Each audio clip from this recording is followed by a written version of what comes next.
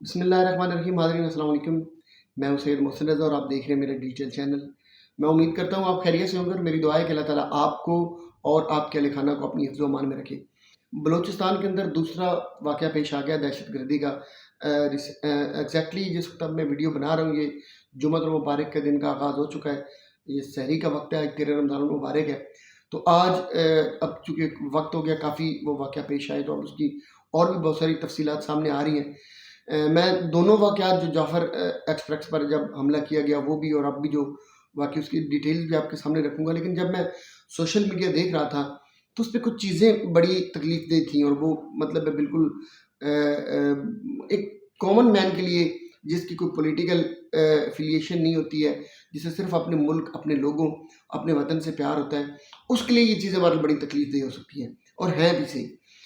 میں نے جب دیکھا ایک مخصوص پولیٹیکل پارٹی ہے جسے پاکستان تحریک انصاف کہتے ہیں, میری اپنی بھی سپورٹ ہمیشہ ان کے ساتھ رہی ہے. ان دا سینس سپورٹ میں کہہ رہا ہوں کہ جو ان کے لیے جو حالات بنائے جا رہے ہیں, ان کو جو سیاسی طور پر ان کو جو کام نہیں کرنے دیا جا رہا, اور جس طرح ان کے کارکنان پر, ان کی لیڈرشپ پر جو صحبتیں آ رہی ہیں, جس طرح پریشرائز کیا جا رہا ہے, جس طرح اس پارٹی کو کرش کرنے کی کوشش کی جا رہی ہے, میں نے ہمیشہ اس کی مخالفت کی اور میں بعد میں بھی کرتا رہوں گا. لیکن اب میں کچھ نہیں کہہ سکتا کہ پی ٹی آئی کے اندر یہ سوشل میڈیا کہیں سے شامل ہو جاتا ہے, یا پی ٹی آئی کے اپنے لوگ ہیں, سمجھدار لوگ تو اس طرح کی چیزیں نہیں کرتے, لیکن ڈائریکٹلی اس واقعہ کا تعلق جو ہے, یہ دونوں جو واقعات ہوئے ہیں وہ پاک فوج کے ساتھ جوڑا جا رہا ہے.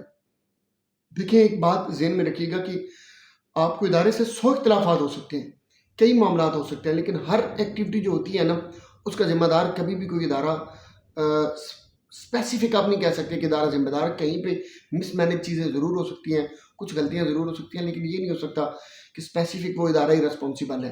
اور دوسری بات جو کی جا رہی ہے کہ بلوچستان کے لوگ جو ان کے حوالے سے باتیں کی جا رہی ہیں, یہ معاذ اللہ کہیں کچھ کہہ رہے ہیں کہ یہ غدار ہیں, یہ وہ ہے, یہ, اور کچھ یہ کہہ رہے ہیں کہ یہ دیکھیں جی یہ ریونج ہے, ان کو محرومیاں ہیں ان کی, اس کے بدلے میں یہ ایسا. تو الٹیمیٹلی دونوں صورتوں میں ان واقعات کے اس دہشت گردی کا الزام جو ہے وہ بلوچستان کے لوگوں پر لگایا جا رہا ہے. تو یہ چیزیں اس طرح جس طرح میں نظر آ رہی ہوتی ہیں اس طرح نہیں ہوتی ہیں. دیکھیے ایک آپ بھی سمجھتے ہیں انٹرنیشنل کانسپیرنسیز بڑی الگ ہوتی ہیں, وہ معاملات بڑے ڈفرینٹ طریقے سے دیکھے جاتے ہیں. یہ پوری دنیا کو پتہ ہے, پوری پاکستانی قوم کو پتہ ہے. ہمیشہ سے آپ کو کلبھوشن یادیو کی آپ کو ایک پوری ہسٹری ہے, وہ بھی آپ دیکھیں, انہوں نے جو ایکٹیویٹیز کی تھیں اس کی ایکٹیویٹیز بھی آپ کے سامنے, اس کو بھی اگر آپ ساری اسٹڈی کریں تو آپ کو اندازہ ہو جائے گا کہ بلوچستان کے اندر ہماری ملک دشمن ایجنسیز جو ہیں وہ کتنی ایکٹیو ہیں اور کتنی ان کی ڈیپ پینیٹریشن ہو چکی ہے. اور مطلب کسی بھی اگر ایریا سے 100 200 1000 1500 10,000 20,000 لوگ بھی اگر ایجنسیوں کے ساتھ مل جاتے ہیں تو یہ کوئی ایسی بات نہیں ہے. لوگ ملتے رہتے ہیں, ہوتے ہیں اس طرح کی بغاوتیں چلتی رہتی ہیں, اور لوگ فیور پھر لیتے ہیں جب وہ باغی ہو جاتے ہیں, جب اپنے مفاد کے لیے وہ کام کر رہے ہوتے ہیں تو فیور لیتے ہیں اور ایجنسیاں. لیکن اس کی وجہ سے آپ پورے کے پورے عوام کو, پورے صوبے کو آپ نہیں کر سکتے, یہ نہیں کہہ سکتے. اس میں اگر 2 4 5% لوگ اگر بغاوت کر کے ایجنسیوں کے ہاتھ میں آ چکے ہیں تو آپ دیکھیے گا کہ جو اپنے حقوق کے لیے جدوجہد کرنے والے 70-80% لوگ ایسے ہیں جو پیورلی پاکستانی ہیں, پیورلی محب وطن ہیں, وہ کسی بھی صورت میں کسی ایجنسی کے اعلیٰ کار نہیں ہیں. اور آلموسٹ مطلب پورا بلوچستان اگر آپ دیکھیں تو 1-8% اگر لوگ اس طرح ایجنسیوں کے ہاتھ چڑھ گئے ہیں تو اس کا مطلب یہ نہیں ہے کہ وہ سارے ہی اس طرح کے ہو گئے ہیں. اب یہ کہنا کہ یہ ساری ایکٹیویٹیز جو ہو رہی ہیں یہ صرف بلوچستان اور بلوچی قوم کر رہی ہے, اور جی فلان ہے جی, جیسے مارنگ بلوچ کی مثال دی جا رہی ہے کہ انہوں نے مذمت نہیں کی, تو بھائی یہ اتنی بڑا میٹر نہیں ہے نا کہ مذمت نہیں کی تو مذمت. ہمارے اپنی سیاستدان کتنی چیزیں ہو جاتی ہیں, ہمارے ملک کے بڑے محب وطن سیاستدان ہیں, لیکن ڈائریکٹلی وہ مذمت نہیں کرتے کیونکہ ان کی اپنی ایک الگ سے ان کا اپنے ایک نیٹ ورک, اپنے ایک ایجنڈا ہوتا ہے. ایجنڈا وہ ضروری نہیں کہ اینٹی پاکستان ایجنڈا ہو, ان کے اپنے حقوق کے لیے ایجنڈا ہوتا ہے, وہ اس کو بھی متاثر نہیں کرنا چاہ رہے ہوتے, اور بڑی چیزیں ہوتی ہیں. پھر وہاں پہ آپ لوگ نہیں رہ رہے ہیں, جو رہ رہے ہیں ان کو زیادہ پتہ ہوتا ہے. تو اس طرح کی چیزیں کرنے سے آپ الٹیمیٹلی فائدہ کس کو دے رہے ہوتے ہیں؟ آپ الٹیمیٹلی فائدہ یقیناً ان ملک دشمن ایجنسیوں کو دے رہے ہوتے ہیں اور اپنے اداروں کو آپ بدنام کر رہے ہوتے ہیں.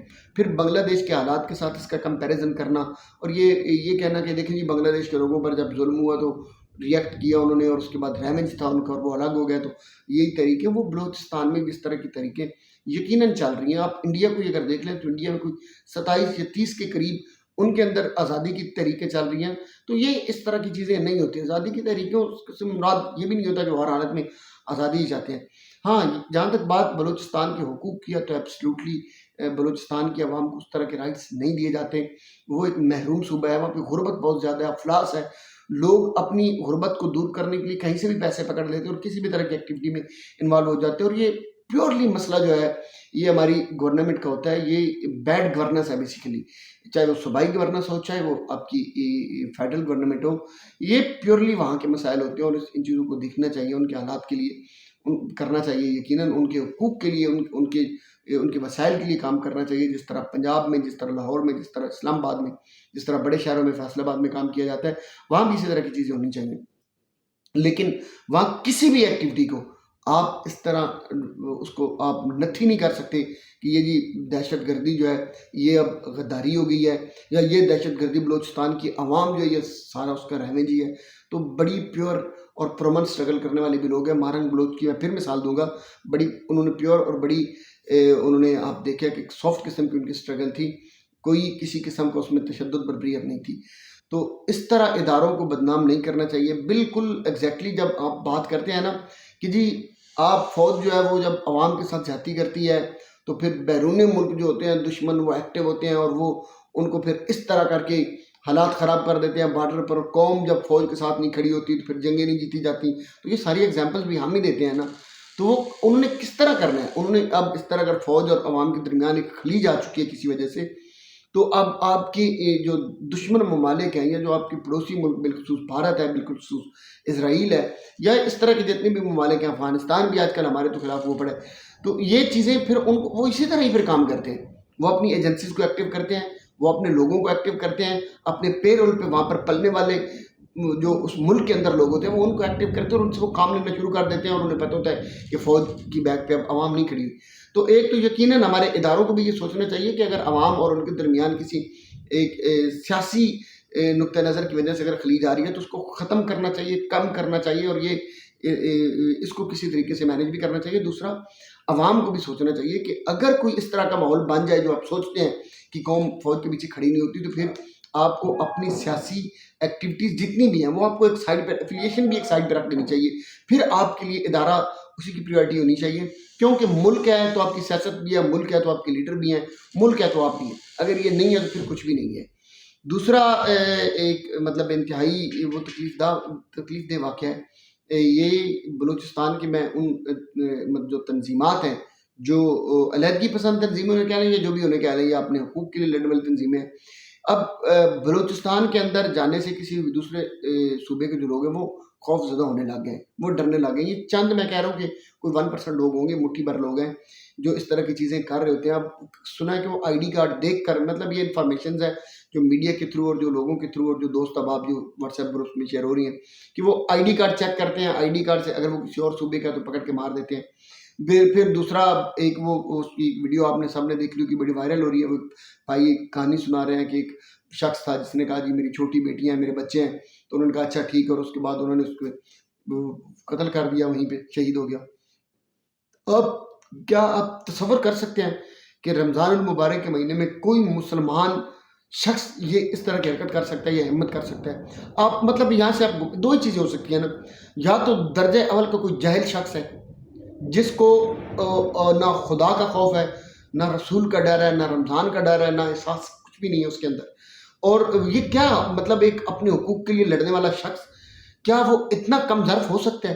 وہ تو اتنا حساس بندہ ہے کہ اس کو اپنے رائٹس چاہیے, وہ اپنے حقوق کے لیے لڑے, وہ دوسروں کے حقوق کو غصب کیسے کر سکتے ہیں, وہ اس طرح کی بربریت کیسے کر سکتے ہیں؟ تو اس سے آپ اندازہ لگائیں کہ یہ کون لوگ ہیں, یہ کس طرح کے لوگ ہیں, کیوں یہ اتنے, ان کو کہاں سے کون فنڈنگ کر رہا ہے؟ اگر فنڈنگ نہیں بھی ہو رہی ہے تو یہ کیا ہیں پاکستانی ہیں؟ خدا نہ خواستہ کوئی اور تو نہیں ہے لوگ جو پاکستان کے اندر بلوچستان کے اندر آ کر یہ ساری سرگرمیاں کر رہے ہیں؟ اور پھر ہماری چونکہ فوج کے لوگ شہید ہوئے اور اس پر اس طرح کی باتیں کی جا رہی ہیں, جی میمز بنائی جا رہی ہیں, اور بڑی تو خدا رہا یہ کام نہ کریں.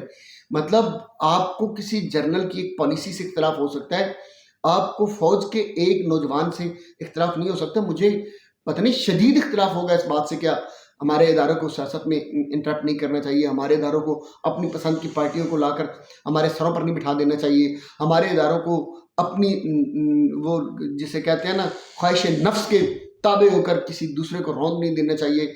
عورتوں پر جبر ہو رہا ہے، پولیٹیکل پارٹی کے اندر موجود خواتین کو جیلوں میں بند کیا ہوا ہے. یہ ساری چیزیں، یہ ظلم بربریت، اس کے خلاف میں بعد میں بھی آواز اٹھاتا رہوں گا. اور میں انشاءاللہ اب بھی میرا یہی موقف ہے کہ یہ ظلم بربریت ہے.